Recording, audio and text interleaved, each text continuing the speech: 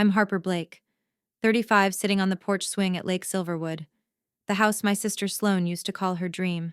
Just last week, she stood in front of our entire family and announced that I had filed for bankruptcy. Called it an act of sisterly concern. She didn't know I'd already signed the deed to this place hours earlier, for 30 years. She's tried to define who I am. This time, I let the silence speak for me. Because sometimes the most powerful response isn't revenge. It's a boundary drawn so clearly. No one dares cross it again.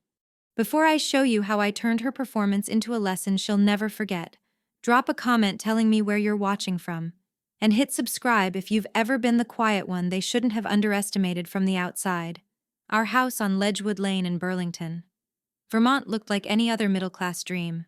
Modest two-story colonial, hydrangeas under the windows, and a front porch that creaked when you leaned too far left. Inside, things were just as well kept. My father, a civil engineer, believed in structure and budgets. My mother, an elementary school teacher, believed in kindness and thank you notes. We were raised with rules and grace in equal measure. Save, study, be polite, and never speak over your elders. But somehow, even inside that balanced framework, one of us always stood in the center of the photograph while the other stayed just slightly out of focus. Sloane was older by 2 years and louder by 10. From the moment she could form a sentence, she mastered the art of performance. She could charm neighbors, win over teachers, and turn any family gathering into her own stage. If I brought home an A, Sloane had already convinced the teacher to nominate her for student council. If I quietly cleaned the kitchen, Sloane would announce she'd helped and get thanked first. It wasn't mean-spirited, not at first. It was just her nature to take up space. And mine, I suppose, to make room for her. I was the quieter one, the planner. I liked lists and crisp folders and reading quietly on Saturday mornings, while other girls my age spent their babysitting money on eyeliner and crop tops. I stashed mine in a shoebox labeled college fund under my bed. I wasn't chasing anyone's attention. I just liked having a plan. Sloane called me the accountant before I even hit puberty. She meant it as a joke. But like most of her jokes, it found its way into other people's mouths too. When I think back, there wasn't one big moment that made me feel invisible, just hundreds of small ones, quiet and sharp like paper cuts. In 4th grade, I spent weeks building a terrarium for my science fair project. Layers of moss and gravel, a humidity dome, even tiny notes on the water cycle when it won second prize. Sloane told our relatives she'd basically done the hard parts, like I couldn't possibly have understood ecosystems on my own. I said nothing. I always said nothing. That pattern held. Sloane performed. I retreated. She sparkled in rooms I entered with my head down. At dinner tables, she spoke in stories, while I was expected to listen with understanding. She didn't steal things from me outright. She simply stood a little louder, a little closer to the spotlight. And over time, people stopped noticing who was standing behind her. Our parents never meant to pick favorites. I truly believe that. But favoritism isn't always in what's said. It's in who gets noticed first, who gets defended quicker, who's assumed to be telling the truth. Dad would ruffle my hair and say, "Don't be so sensitive, Harper. That's just your sister's way." Mom would smile tightly and add, "You know how Sloane gets when she feels left out. Let her have her moment." But those moments weren't fleeting. They stretched across my childhood like shadows at dusk, long, quiet, and always moving just a little faster than I could catch up. And that's how I grew up, with good intentions all around me, and no room to grow. By the time I graduated from Dartmouth with a degree in business and sustainability, I knew one thing with absolute clarity: I wanted to build something of my own. Not for applause, not to win anyone over, but to finally create a space where my work couldn't be borrowed, blurred, or claimed by someone else. I didn't have a trust fund, a family connection, or even much of a financial cushion. What I had was a notebook filled with late-night sketches, supplier research saved on my old laptop, and an idea sustainably made. Ethically sourced home goods that were beautiful enough for modern buyers, but grounded in purpose. I called the company Rooted Home.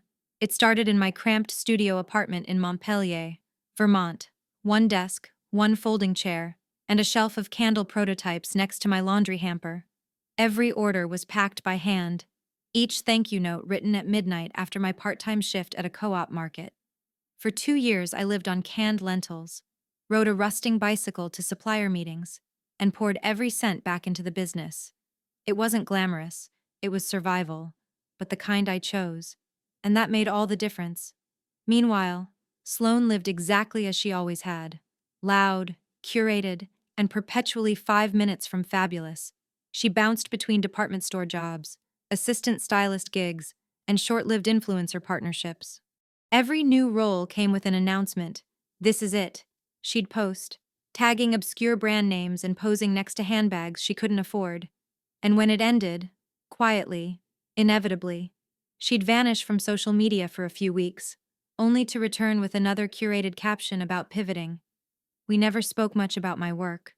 In her world, a job was worth noticing only if it came with attention, and mine, at least at first, came with none.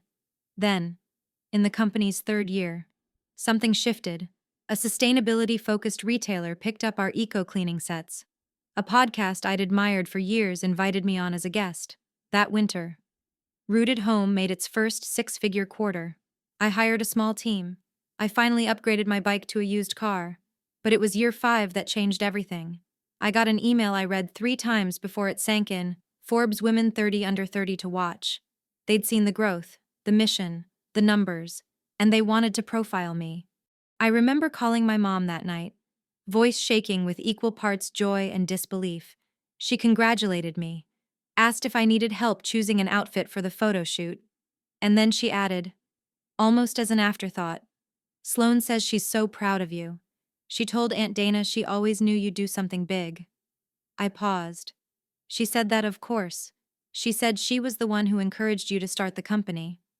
I blinked into the silence. Sloane had never once asked me about my margins, my suppliers, or how I managed to fulfill 200 orders with no team in year 1.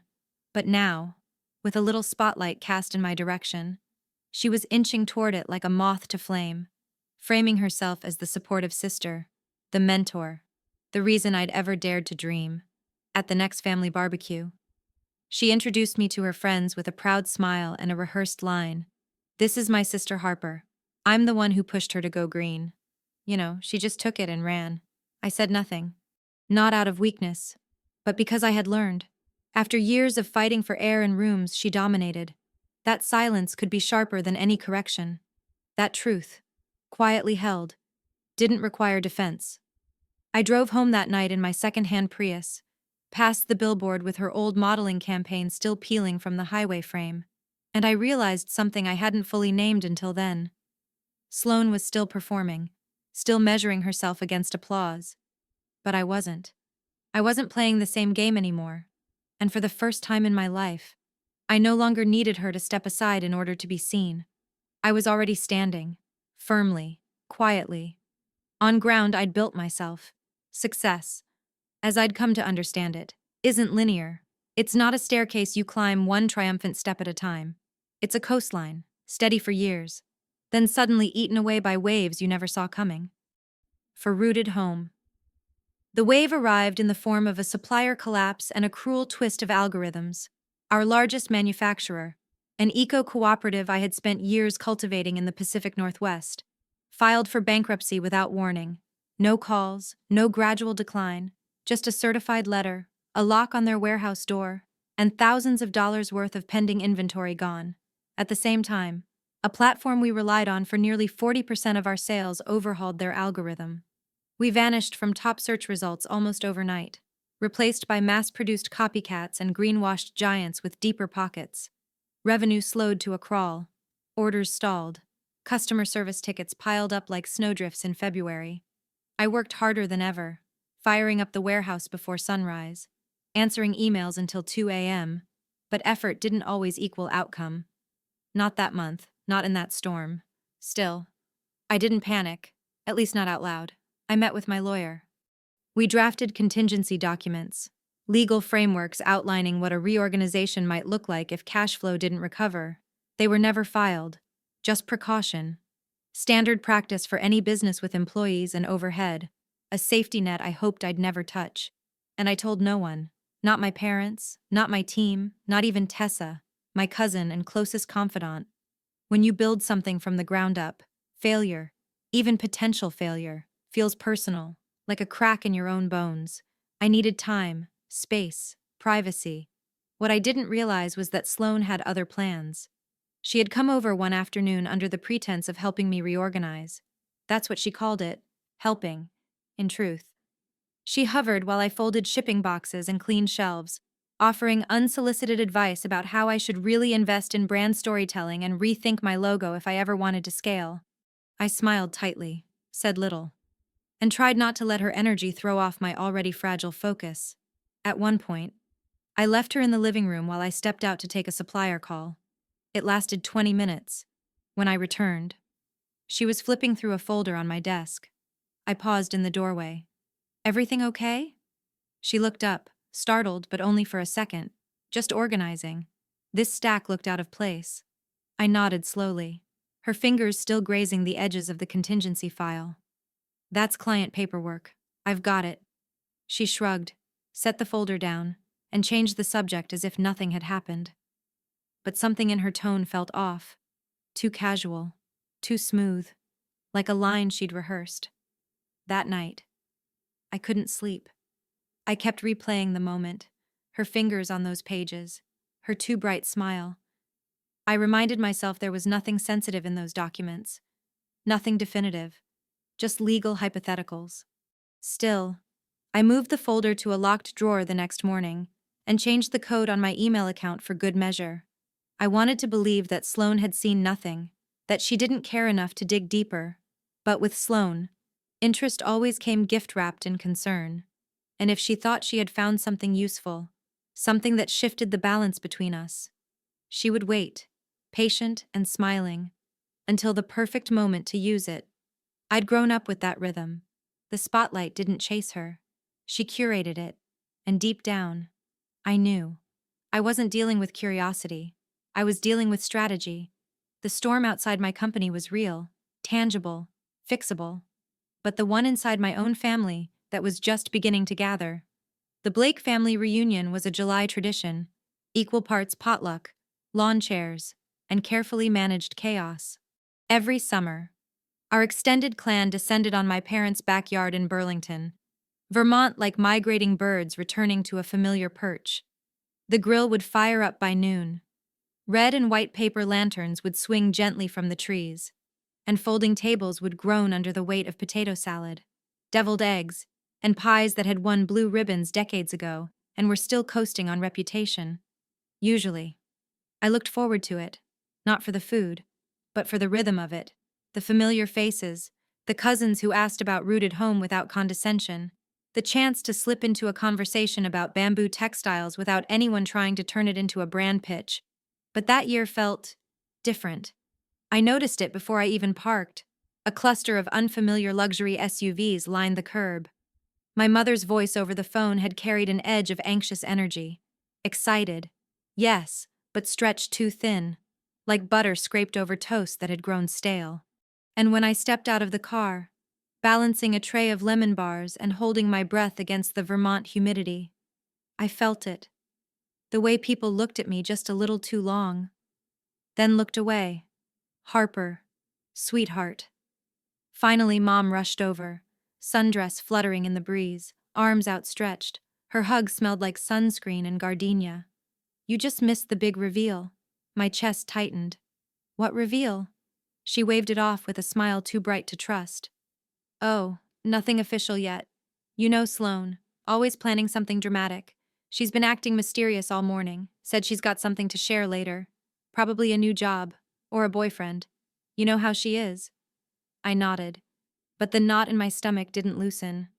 I spotted Sloane across the lawn near the drinks table, flanked by Aunt Lydia and Cousin Rachel. Her outfit was unmistakably curated. A silk wrap dress that looked like it cost more than my quarterly office rent, with oversized sunglasses perched on her head like a crown. She laughed too loudly, touched her necklace too often, and every few seconds, her eyes flicked toward me like she was tracking a headline before it broke. The minute she saw me watching, she waved with syrupy sweetness. "Harper, You made it, she called out, voice rising just enough to draw nearby attention. I smiled. Or something like it. Wouldn't miss it. As I made my way toward the food table, I passed Cousin Derek, who gave me a one-armed hug and a half smile. Hey, I heard business has been interesting lately. You doing okay? I blinked. I'm fine. Thanks. He nodded too quickly, like he'd rehearsed the question and hadn't planned for the answer. I turned to find Aunt Patricia approaching with a firm grip on her paper plate and a tone that suggested she was about to solve something. If things don't work out, honey, I know someone hiring for a very stable admin role, great benefits, nothing flashy, but it's secure. I didn't respond. I just looked at her, then at the half circle of relatives who were now giving me that expression, equal parts pity and anticipation, as if they knew something I didn't, or thought they did. I scanned the lawn again, the laughter too tight, the smiles too rehearsed. My eyes landed on Tessa, my cousin and one of the only people I trusted. She approached with 2 glasses of rosé and that familiar gleam of protective concern in her eyes. She's planning something, I murmured. Tessa handed me a glass. She's been rehearsing all morning, whispering with Aunt Lydia like it's a press conference. My jaw clenched. What do you think she's going to say? No clue. But whatever it is, it's not about her. That much I'm sure of. I looked across the lawn at my sister, poised, polished, and practically vibrating with anticipation. She hadn't just come to the reunion, she'd come to make a scene. And for the first time in years, I felt it, something gathering in the air around her, a performance, a reveal, a twist no one had asked for, but she'd already written. It started with the clink of a dessert spoon against a wineglass, that crisp, delicate sound, meant for toasts and celebrations, sliced through the late afternoon chatter like a warning bell. I turned toward the long folding table where Sloane now stood, perfectly lit by the golden Vermont sun, her glass raised, her expression a masterclass in composed concern. If I could have everyone's attention for just a moment, she began, her voice warm, practiced, and just loud enough to carry across the lawn. First, thank you to Mom and Dad for another beautiful reunion. It means so much to all of us. There were murmurs of agreement, glasses lifted, smiles exchanged. And second, she continued, her tone shifting subtly, I think it's time we acknowledge something important, something that many of you may have noticed but were too kind to say. My stomach turned. I looked at Tessa, who had frozen mid-sip, across the table. Aunt Lydia leaned forward. My father looked puzzled. My mother held her breath. Sloane's gaze swept the crowd, then landed on me. It's about Harper. A hush fell. I didn't move. She's been going through a difficult time, Sloane said gently, placing a hand over her heart. And as her sister, I didn't feel right letting her struggle in silence while we all smiled and passed the coleslaw. A few awkward laughs, a couple of raised brows. I felt every cell in my body tense. This week, she continued, I discovered something that broke my heart. Harper's business, rooted home, is in serious trouble. She's filed for Chapter 11 bankruptcy. She's lost her warehouse, her inventory, and her accounts are under review. The bank is considering seizing personal assets. Gasps, whispers. A sound escaped my mother, soft and startled. My father's eyes widened. I felt the oxygen drain from the air. She didn't want to tell anyone. Sloane said quickly, because she's proud, and I understand that. But we're family. We don't hide when someone we love is drowning. We reach in. We lift them up. I sat frozen. Napkin clenched in my lap, heart thudding against my ribs. I've already told her, she added. She's welcome to move into my guest room for as long as she needs. I've even reached out to a few contacts about job opportunities. Something more stable, something with structure. Maybe working for someone else will give her space to heal. The words stung not just because they were false, but because they were deliberate, chosen with care, framed as love but meant as shame. A perfectly wrapped act of generosity that erased 10 years of sweat, growth, and sacrifice in one theatrical gesture. I opened my mouth to speak, but nothing came. Around me, relatives stared, some with concern, some with barely masked curiosity. Sloane had given them a headline, and I could already see the story taking shape in their minds. Uncle Pete leaned over. Morgan. Honey, why didn't you tell us we could have helped? Aunt Patricia whispered to someone behind her. I knew something was off. Tessa touched my arm under the table. Say something, she mouthed. I swallowed, steadied my voice. Thank you for your concern, everyone. But the situation isn't quite what Sloane described. Sloane turned, face flushed but controlled. Harper, there's no shame. We've all had setbacks. This isn't about image, it's about support. No, I said quietly. It's about truth and privacy. The crowd shifted, eyebrows furrowed, questions hung in the air. But the damage had been done, the narrative had landed. And Sloane, gracious, worried, performative Sloane, had positioned herself as my savior in front of the very people whose respect I'd spent years earning. I stood, excused myself, and walked toward the house. Not because I was defeated, but because I knew what she didn't. The story wasn't over, and I hadn't had my turn at the mic. Not yet. The screen door clicked shut behind me as I stepped into the quiet cool of my parents' kitchen. The noise from the backyard faded into a dull hum, clinking glasses, muted laughter, the faint rise and fall of Sloane's voice still spinning her version of the truth. I leaned against the counter, steadying my breath, resisting the ache in my throat that threatened to rise. I wasn't going to cry. Not here, not now. I took out my phone, partly for distraction, partly out of habit. That's when I saw the notification, one new message from my real estate agent. All paperwork confirmed. Closing set for Monday morning. Congratulations, Harper. The lake house is officially yours. I stared at the screen for a long time. The words didn't feel real at first. Not after everything that had just unfolded. But there it was. Plain as daylight. Lake Silverwood. The 5-bedroom property Sloane had talked about endlessly for the past 3 years. Her dream home. Her someday palace. The one she photographed from every angle during that vacation and described at every family gathering since. She'd made vision boards about it, designed fictional family holidays in it, called it the house that would prove she'd made it. And now, it belonged to me. Not because I wanted to take something from her, but because I needed a place of my own, removed from noise, from eyes, from all the roles I'd been expected to play since I was old enough to tie my shoes. I held the phone for another minute, the air still around me. This could have been my moment to fight back. To storm outside and announce the truth. To wave the signed documents in the air and say, "You want to talk about stability? Here's the deed to the life you only imagined."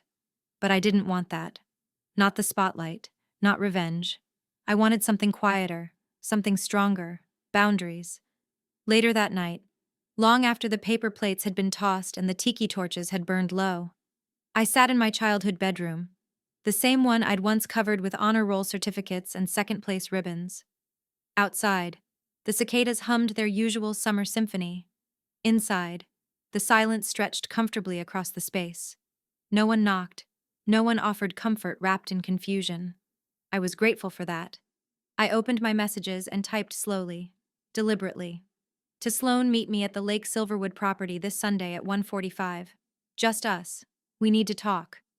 I hovered over the send button for a few seconds, then tapped it without overthinking. She responded within minutes. Wait. The lake house. How do you know where that is? I didn't reply. I just sent the address.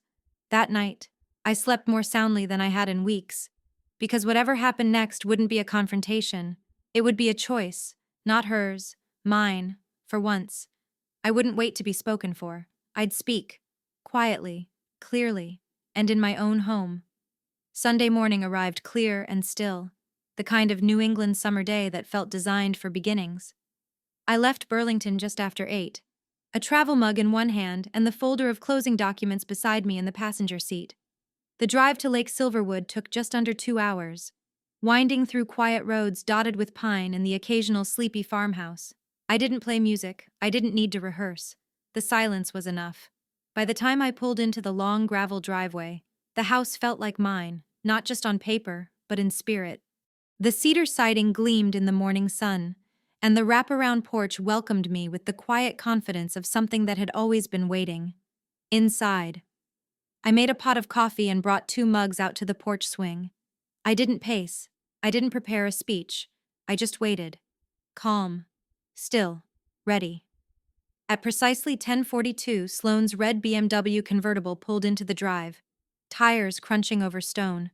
She stepped out wearing oversized sunglasses and a brunch-ready blazer over a silk camisole.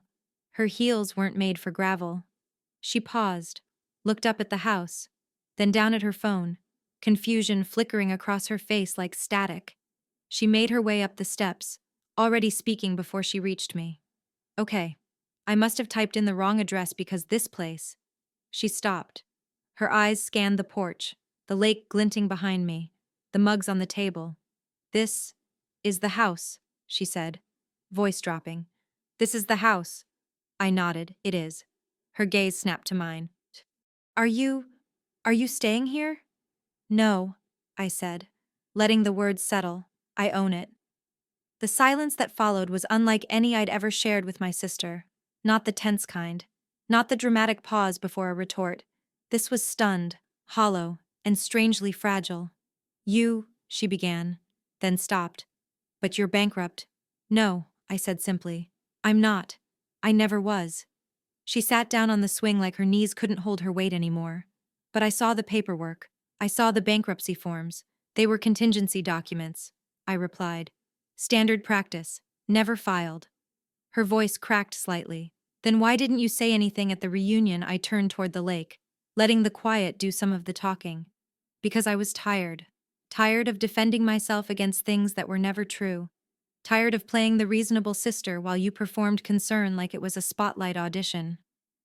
Sloane looked down at her hands, her expression unreadable. I thought I was helping. No, I said, and this time my voice didn't tremble. You thought you were winning. She flinched, not dramatically, but enough. I leaned forward, meeting her eyes. You've been rewriting our story for 30 years, taking credit for things you didn't build, turning my quiet into weakness, my success into coincidence, my privacy into opportunity. And I let it happen. I let it happen because I was taught to be the one who keeps peace. But this house, this moment, this is me drawing a line. She blinked hard, her sunglasses slipping slightly down her nose. So what? This was all just to show me up. No, I said softly. This wasn't for you. It was for me. To have something that was mine. Unclaimed, unchallenged, a place where I don't have to defend my worth. She looked out at the lake, her voice quieter than I'd heard in years. You could have humiliated me the way I did you. I exhaled, but I didn't, and I won't, because I don't want power over you. I want freedom from you. The wind shifted slightly, rustling the leaves behind us. She didn't speak. She didn't argue. She just sat there, stunned into stillness by a truth too long delayed. For the first time, I saw her not as the sister who always took the stage, but as a woman off script, unsteady, unsure. And in that space, I finally took my own. Sloane didn't answer right away. She sat in silence on the porch swing, her hands knotted in her lap, her posture unusually small. The lake behind us shimmered, sunlight skimming across the water like it had no idea a lifetime of pretending was finally unraveling here. On cedar boards and between 2 women who had once shared a bunk bed and a closet full of borrowed sweaters, she inhaled, shaky and shallow. You want the truth I didn't speak. I just waited. After all these years, I'd learned that silence is not emptiness. It's space. And sometimes, it's the only invitation a person needs to step outside their performance. I'm behind on everything, she whispered. Credit cards, rent, my car payment's 3 months late. They're threatening to repossess it. But I've been dodging the calls. I turned slowly to face her. She wasn't looking at me, just staring straight ahead like eye contact might crack her wide open. I'm on probation at work, she continued. Sales numbers are down, and my manager says I'm not meeting the energy of the brand. Her voice curled with quiet sarcasm. Whatever that means. Then, finally, she looked at me, and her eyes, usually armored with mascara and certainty, were wet. Nothing in my life is working. Harper, nothing. And then I found those papers, and I thought, maybe, just once, I wasn't the one falling behind. Her voice broke on the word behind. She turned away, brushing her face quickly with the sleeve of her blazer. But the tremble was there, unmistakable. I was jealous, she admitted. Not just of the house, of everything, of your stability, your certainty. The way people respect you without you having to campaign for it. I hate how easy you make it look. It's never been easy, I said gently. I just stopped broadcasting the struggle. She gave a short, humorless laugh. Yeah, well, I built my whole identity on pretending I never struggled.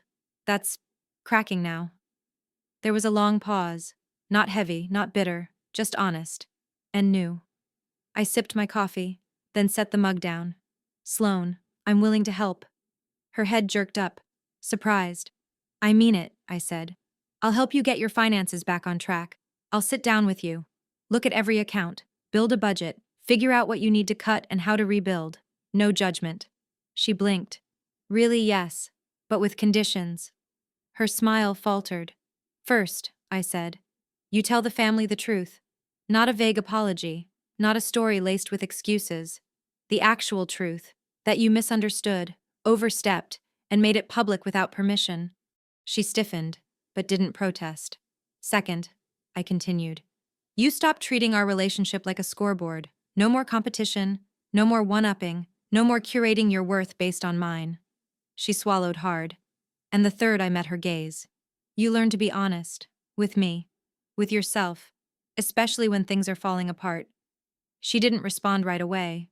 Instead, she took a long breath, steadying herself, and when she finally nodded, it wasn't dramatic, it wasn't reluctant, it was real. I can do that, she said quietly. Then we start over, I said.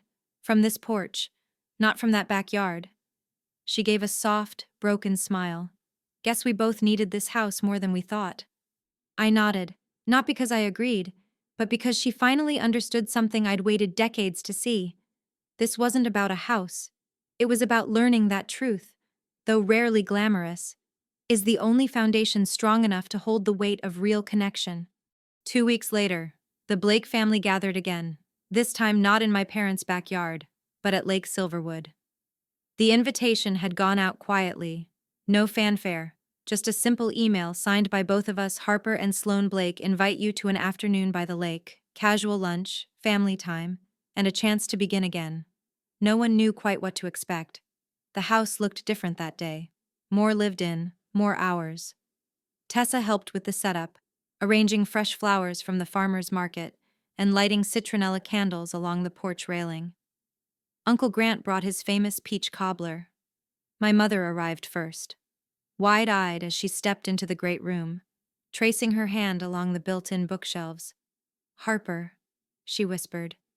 It's beautiful. I didn't realize. I bought it the morning after the reunion, I said gently. I'd been in talks before, but the paperwork finalized that weekend. She nodded slowly. Her expression caught somewhere between admiration and something else. Something like regret. Guests trickled in, voices echoing through the house. Laughter, the clink of glasses, kids running barefoot through the grass. It should have felt like any other summer gathering. But there was a pause in the air, an unspoken anticipation as they glanced between me and Sloane, waiting to see what version of the story would show up today. Then, just after lunch was served, Sloane stepped forward and tapped a spoon gently against her glass. The room fell quiet. She stood at the center of the great room, the lake behind her framed in soft blue light. There were no sunglasses this time, no dramatic jewelry, no performative posture, just Sloane, still, stripped back, real. I owe all of you an apology, she said, her voice firm but clear, especially Harper. A rustle moved through the room. My mother gasped softly. Aunt Lydia sat up straighter. At the reunion, Sloane continued, I told you that Harper had filed for bankruptcy, that she'd lost her business, that she was, essentially, at rock bottom. She paused, not for effect, just to breathe, but none of that was true. Whispers rippled, but no one interrupted. I found legal documents, forms her lawyer had prepared during a challenging time, and instead of asking her about them, I jumped to conclusions. Worse. I made those conclusions public, without her permission, without her knowledge, and I framed it as concern. Sloane turned to look at me. It wasn't concern, it was envy. Silence. She faced the room again. Harper's business was never bankrupt. She was restructuring. She's smart, strategic, and successful, without needing to announce it. I felt Tessa glance at me from the corner. I didn't move. I just listened. I created a story where I was the savior, Sloane said. But the truth is, I've spent years comparing myself to her, and I've lost sight of the only thing that really matters, being a sister who tells the truth. So I'm starting today. She stepped back, and the room didn't erupt, it didn't applaud, it just sat in stillness, surprised, softened, absorbing something they hadn't seen coming. I joined her at the front, not to gloat, not to explain, just to be there, beside her. There was nothing else that needed to be said, no public speech of my own, no list of clarifications or receipts. Sloane had done what I never expected, and what I hadn't dared to ask for, and I had nothing left to prove. I met her eyes, she reached for my hand, and I smiled, not for them, for us, because some wounds don't close through confrontation, they close in the quiet, when truth, finally, arrives. After that day at Lake Silverwood, nothing changed overnight, no fairy tale montage, no instant friendship. But something subtle shifted, like a house that had been tilting slightly for years, finally settling back onto its foundation. Sloane and I didn't become best friends. We didn't finish each other's sentences or spend hours on the phone. That wasn't who we were, but we did something better. We started showing up. It began with a simple agreement. 1 weekend a month, just the two of us. At the lake house, no drama, no guests, just space to talk, sit in silence, cook, and maybe start again. The first sister weekend, as we came to call it, was clumsy. Sloane brought 5 outfits for 2 days and asked if the cabin had a ring light. I nearly canceled the second morning when she suggested we redesign the kitchen for Instagram appeal. But then she surprised me. She pulled out a binder. Pink, floral, overly styled, of course. But inside were her bank statements, credit card balances, and a printed spreadsheet titled Debt Recovery Plan. I don't know where to start, she admitted, not looking up. But I want to stop living like everything's fine when it's not. So we started small. A budget, a list of automatic payments to cancel, a conversation about the difference between short-term relief and long-term peace. I didn't lecture, I didn't take over. I just sat beside her, page by page, decision by decision, until the numbers started making sense. She did the work, and I stayed out of her way. By our 3rd weekend, she was bringing her own groceries. By the 4th, she brought a slow cooker and made chili from scratch. Meal prepping, she said with a wink. I'm evolving. We laughed. Not the careful, polite kind we used to share at family dinners, the real kind, the kind that leaks out without permission, the kind that sounds like something healing. The lake house became more than property. It became a rhythm, a pause, a kind of truce. Our parents noticed first. Dad commented one Sunday afternoon, "You two haven't argued once today. It's almost unsettling." Mom brought matching aprons the next time she visited. "For the Blake sisters," she said softly, her voice warmer than I'd heard it in years. Cousins who once treaded carefully between us now lingered longer at gatherings. Tessa even called us functional, which might have been the highest compliment anyone could give 2 women with a history like ours. It didn't mean we were perfect. There were still moments, small flare-ups, quiet judgments, but they passed faster now. They didn't spiral or settle like old bruises. We let things be imperfect. And strangely, that's what made them feel more real.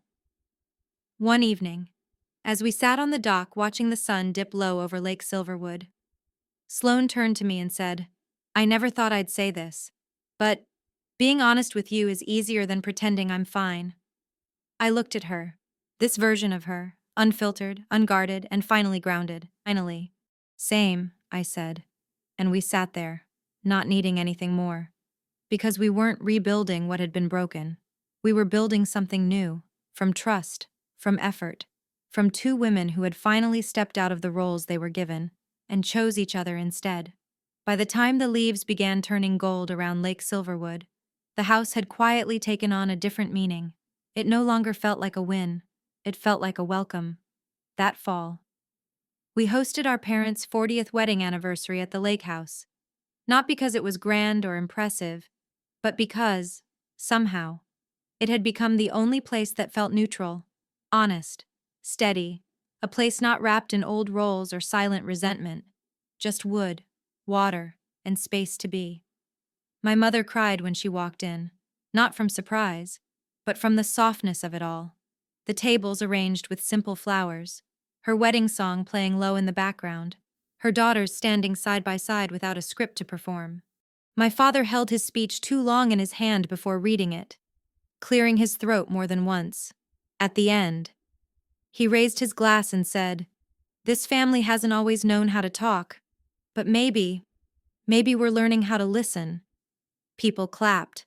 But what I remember more was the stillness afterward. That rare, quiet beat when no one feels the need to add anything because the moment already said enough. In the months that followed, the house became a gathering place. Not the kind where everyone arrives out of obligation, but the kind people look forward to.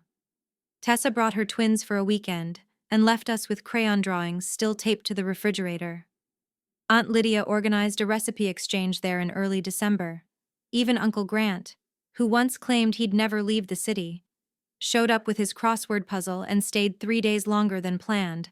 The space absorbed them all, not with grandeur, but with permission, to be imperfect, to show up without answers, to sit on the porch swing and say nothing for whole hours and still feel like you belonged. And Sloane, she changed too. Not dramatically, not loudly, but noticeably. She started bringing baked goods that weren't store-bought.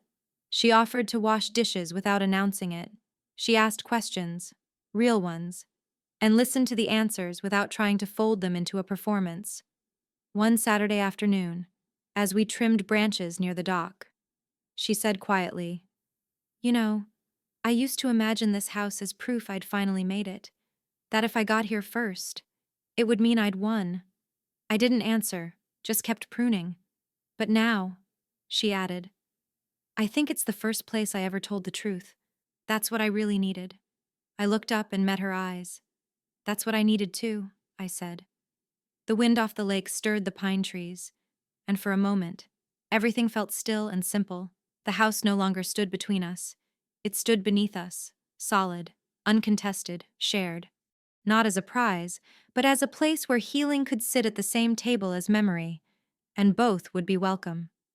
The late summer sky over Lake Silverwood had taken on that familiar gold, soft, reflective, and slightly bruised at the edges, the kind of light that made everything feel like memory even as it was still happening. Sloane and I sat side by side on the old wooden swing overlooking the water, mugs of tea resting on the small table between us. The porch was quiet, save for the occasional creak of wood under our weight and the slow hush of wind slipping through the pine trees. We didn't talk much during these moments anymore, and that, strangely, had become the clearest sign that something real had shifted. Sloane took a sip, then leaned back, her eyes on the lake. "You know," she said, "you could have used this house to humiliate me." I turned slightly, watching her face. Not guarded, not defensive, just open. "You had every right to," she continued, "after what I did.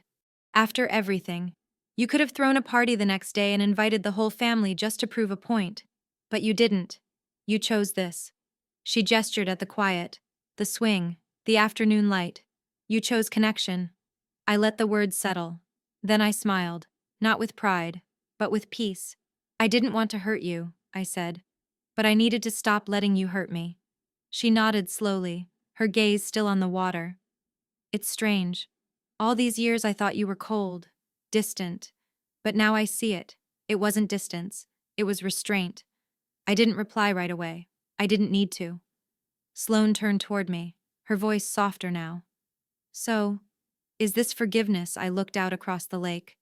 The surface was still, mirroring the sky without asking permission. "No," I said gently. "It's not forgiveness." She blinked, surprised. "It's a boundary," I clarified. The kind we should have drawn a long time ago. And the kind I'm finally strong enough to hold. Sloane didn't flinch. She didn't argue. She just nodded. Small, quiet, like a door finally closing behind an old version of us. For what it's worth, she said after a moment. I'm glad you drew it, because for the first time, I think we're actually sisters, not competitors, not characters in someone else's story, just us. I reached for my mug again, warmth still lingering in the ceramic. For the first time, I echoed. And we sat there, side by side, not needing anything more. No rehashing, no apologies dressed in performance, no spotlight. Just a swing, a shared truth. And the start of something that didn't need to be dramatic to matter. Because healing, I'd learned, doesn't always sound like thunder. Sometimes it sounds like stillness. And sometimes, it looks like two sisters, finally choosing peace over applause.